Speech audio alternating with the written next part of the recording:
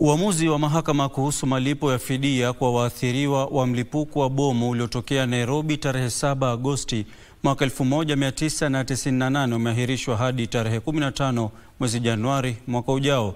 Jaji wa mahakama kuu Lawrence Mugambi aliahirisha uamuzi huo akisema anahitaji muda zaidi kukagua hati za kesi hiyo kabla ya kutoa uamuzi wa mwisho. Taarifa kamili ni katika mizani ya haki. Hii ni baada ya Jaji Lawrence Mugambi kuahirisha uamuzi kuhusu malipo ya fidia.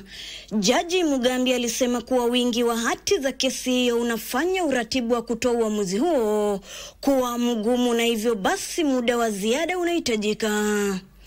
Familia na manusura wa shambulizi hilo hawakuridhishwa na hatua hiyo, kwani walitumai kuwa uamuzi huo ungetolewa leo.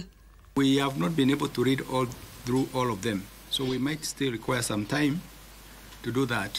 And I am thinking that if we do it during the normal court sessions, I'll still not be able to manage. So I'll give you a date when I think I'll be able to read through all this evidence that you've presented. I'll give you a date in January. But you will not even come to court because that time I'll be on recess. Shambulizi hilo la kigaidi lilisababisha vifo vya watu 213 na wengine zaidi ya 4,000 kujeruhiwa. Kwingineko, aliyekuwa gavana wa Nairobi Evans Kidero ameondolewa mashtaka kwenye kesi ya ufisadi ya shilingi milioni 213. Mahakama iliamua kuwa ushahidi wote uliotolewa uliwaondolea lawama Kidero na wenzake wengine.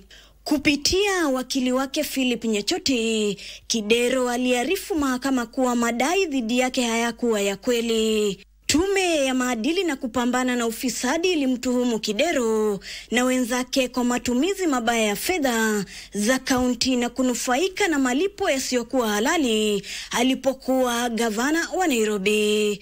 Ruth Wamboi, Darubini.